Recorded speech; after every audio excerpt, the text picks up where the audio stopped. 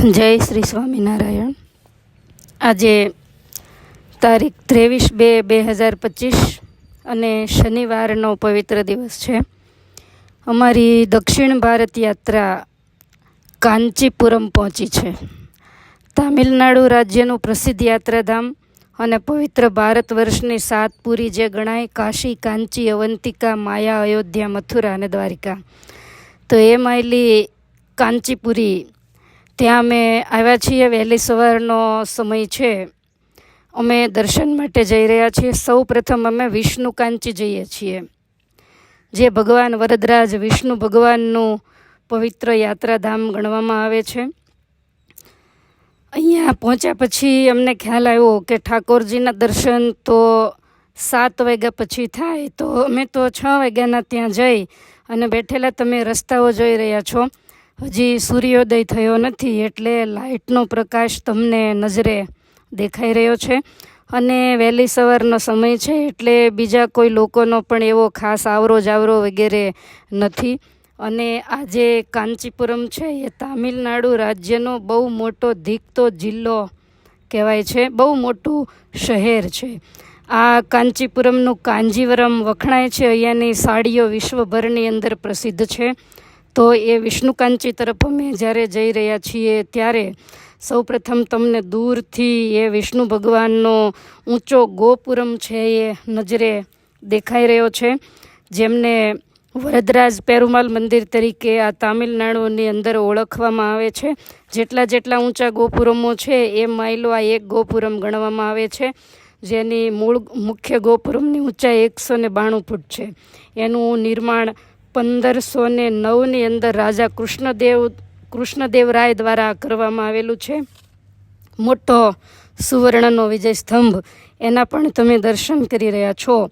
મંદિર બંધ છે એટલે અમે વિજય સ્તંભની પાસે બેસી અને સવારનો પોર હોય, કીર્તન ભક્તિ, પ્રભાતિયા વગેરેના માધ્યમથી ભગવાનને જગાડવા માટેનો પ્રયાસ કરી રહ્યા છીએ। તો બહેનો બધા જ પટાંગણની અંદર બેસી અને ભગવાનના કીર્તન વગેરે કરવાની તૈયારી કરી રહ્યા છે। હજુ લાઇટનું જ અજવાળું દેખાઈ રહ્યું છે, ઓરિજિનલ અજવાળું થયેલું ખાસ દેખાતું નથી। તો સરસ મજાનો આ નાનકડો ગોપુરમ પણ છે અને એની બાજુમાં જે વિજય સ્તંભ છે એની આજુબાજુમાં સરસ મજાના પથ્થરોથી વિશાળ ઓટલો બનાવવામાં આવેલો છે। એના સ્તંભો મંદિરના તમે જોઈ રહ્યા છો કે કેવી મોટી મોટી કોતરણીઓ કરવામાં આવી છે। તો ત્યાં બેસી અને બહેનો પ્રભાતિયા ગાઈ રહ્યા છે, જેને આપણે સાંભળીશું।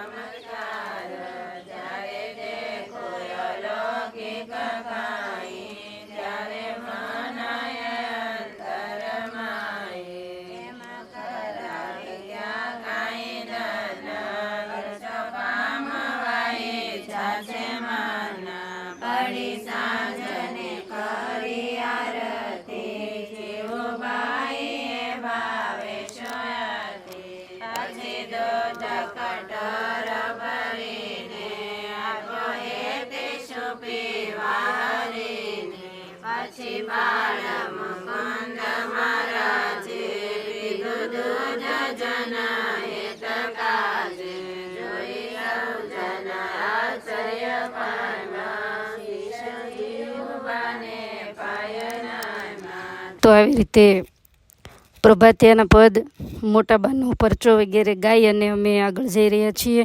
મુખ્ય ગોપુરમનું રિનોવેશન કામ ચાલે છે. લીલા કપડાઓ બાંધેલા છે, એના તમે દર્શન કરી રહ્યા છો.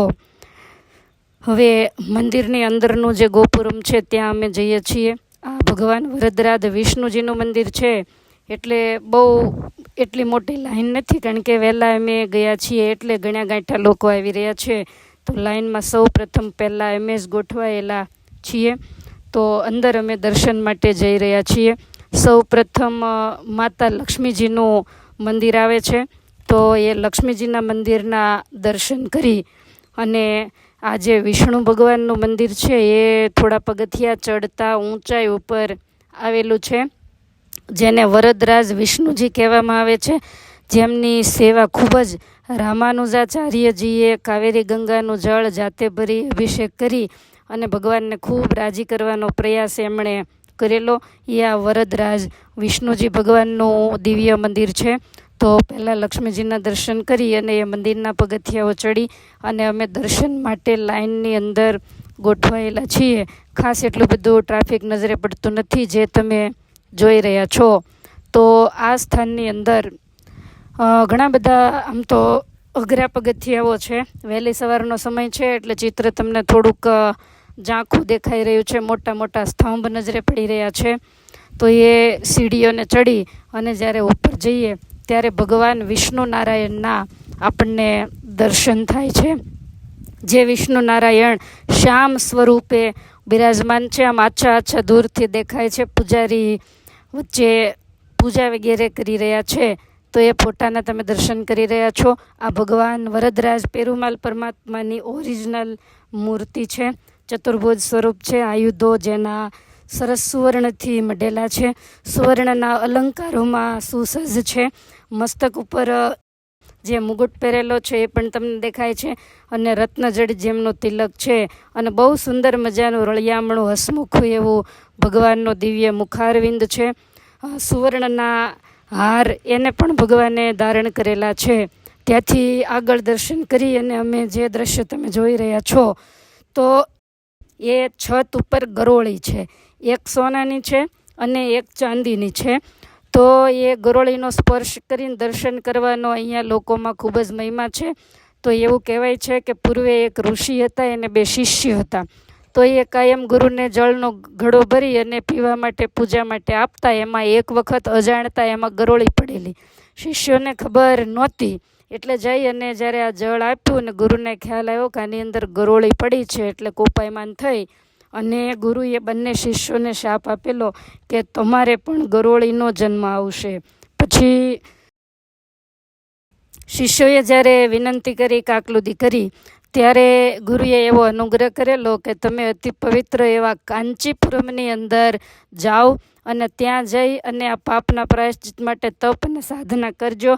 તમારા ગયા પછી તમારી પ્રતિમા ગરોળીના રૂપમાં એ મંદિરની અંદર કાયમને માટે રહેશે, અને એનો જે ભાવિક ભક્તજનો સ્પર્શ વગેરે કરશે તો એનાથી જાણે અજાણે થયેલા જે કોઈ અપરાધો હશે તો એ અપરાધોમાંથી એમને જરૂરથી મુક્તિ મળશે.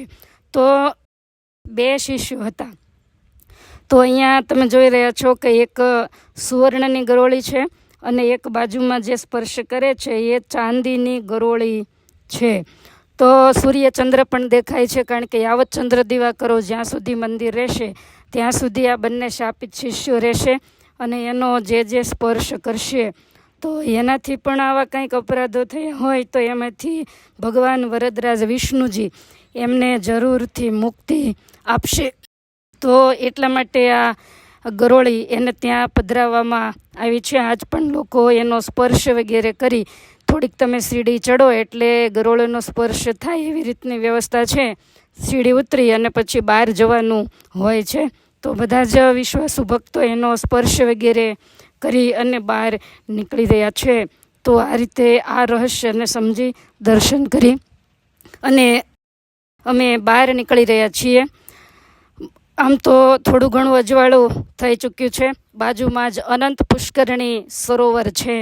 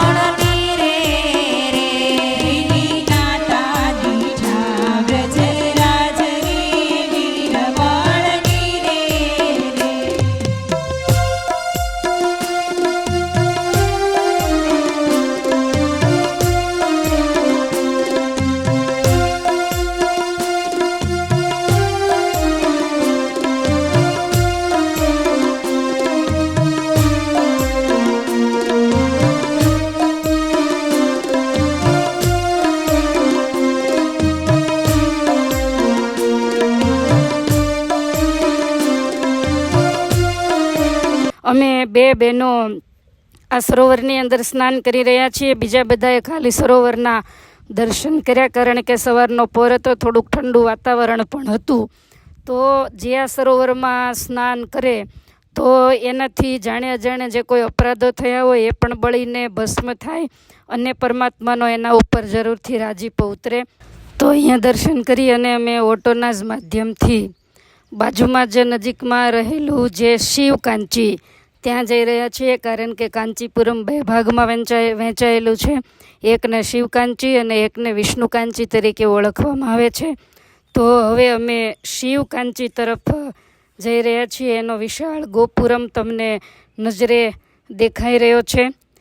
એ પણ અતિ ઊંચાઈવાળો ગોપુરમ છે. 192 ફૂટની જેની ઊંચાઈ છે ને એનું નિર્માણ 1509માં કૃષ્ણદેવરાય દ્વારા કરવામાં આવેલું હતું. તો આ જે ગોપુરમ છે એના દર્શન કરી અમે મંદિરની અંદર આગળ જઈ રહ્યા છીએ. અહીંયા જે ભગવાન બિરાજે છે ને એકાંબરનાથ શિવજી કહેવામાં આવે છે. તો એની એવી કથા માનવામાં આવે છે કે એક વખત શિવજી કૈલાસની અંદર બેઠેલા અને એ વખતે માતા ભવાનીએ મજાકમાં ભગવાનના બંને નેત્રોને બંધ કર્યા. હાથ આડો રાખ્યો એટલે ભગવાનના નેત્રો બંધ થતાની સાથે જ આખા બ્રહ્માંડની અંદર અંધકાર ફેલાઈ ગયો અને જાણે કે હમણાં જગતનો નાશ થઈ જશે એવી પોઝિશન સર્જાણી. તમામ જીવાત્માઓ બૂમાબૂમ કરવા માંડ્યા. તમે આ મંદિરના કાંચીપુરમના કહેતા જે શિવ કાંચી એના દર્શન ધ્યાનથી કરજો. એના જે કલાકૃત કોતરણી હોય, એના થાંભલાઓ હોય, ગોપુરમ હોય, જેવું વિષ્ણુ મંદિર એવું જ આ શિવ મંદિર તમને દેખાઈ રહ્યું છે. તો પાર્વતી દેવીએ જ્યારે આવું કામ કર્યું ત્યારે ભગવાન શિવજી એમણે થોડા કોપાયમાન થઈ અને એવું કહ્યું કે હમણાં બ્રહ્માંડનો પ્રલય થઈ જાત, માટે આટલું મોટું લોકોને તમે દુઃખી કર્યા, એનું તમે પાપ કર્યું, એનું પ્રાયશ્ચિત તમારે કરવું પડે. એટલે ભગવાન શિવજીના જ કહેવાથી દેવી પાર્વતીજીએ કાંચીપુરમમાં કંબઈ નદીના કિનારા ઉપર આવી અને સુંદર મજાનું રેતીનું શિવલિંગ બનાવી અને એમની કાયમને માટે પૂજા કરે. પોતાનાથી થયેલી ભૂલ એની ભગવાનની પાસે માફી માગે અને કઠોર તપશ્ચર્યા કરી. એ દ્રશ્યને તમે અત્યારે અહીંયા જોઈ રહ્યા છો. ખૂબ જ તપશ્ચર્યાને અંતે એના ઉપર ભગવાન શિવજીએ પ્રસન્ન તો થયા, પણ પરીક્ષા લીધી કે પોતે જે જટામાં ગંગાજી હતા એનો પ્રવાહ કંબઈ નદીની અંદર ઠાલવતા કંબઈ નદીમાં અતિશય પૂર આવ્યું અને હમણાં પોતે જે પૂજા કરે શિવલિંગ સહિત પોતે ડૂબી જશે એવું પાર્વતીજીને લાગ્યું. આ મંદિરની અંદર બિરાજમાન મુખ્ય મૂર્તિના તમે દર્શન કરી રહ્યા છો.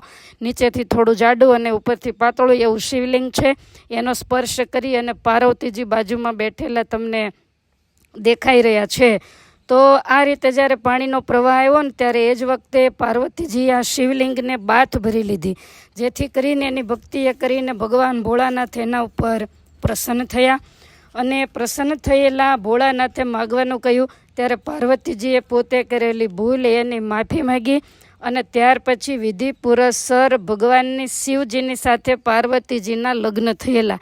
એટલે દર વર્ષે અહીંયા લગ્નોત્સવ પણ ઉજવાય છે. ચારે બાજુ તમે જોઈ રહ્યા છો.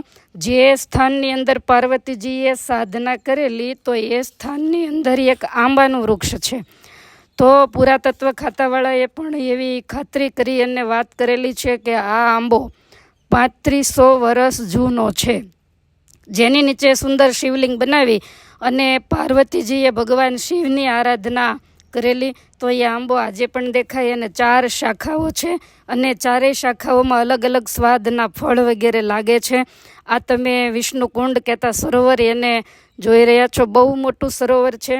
વર્ણિ વેશે ભગવાન શ્રી સ્વામિનારાયણ મહાપ્રભુ જ્યારે આ કાંચીપુરમ પધાર્યા, શિવ કાંચી પધાર્યા, ત્યારે આ સ્થાનની અંદર આવી અને ભગવાન શ્રી હરિએ આ શિવજીના એકાંબરેશ્વરનાથના દર્શન પણ કરેલા છે. અને જે મેં તમને આંબાનું વૃક્ષ બતાવ્યું તો એ આંબાના વૃક્ષની નીચે ભગવાન શ્રી હરિ 3 દિવસ સુધી રોકાયેલા છે. અને એ આંબો તમને જોતા તો જાણે કે બહુ નાનો એવો હોય એવું લાગે, પણ ઘણી બધી ઉંમરનો એટલે કે 3500 વર્ષનો એ આંબો એને ભગવાન શ્રી હરિએ પણ પાવન કરેલો છે. તો આવી રીતે કાંચીપુરમના દર્શન કરી અને અમે ત્યાંથી હવે ભૂતપુરીના માર્ગે આગળ જઈએ છીએ. તો આ કાંચીપુરમથી સર્વ કોઈને ભાવથી અમારા જય શ્રી સ્વામિનારાયણ.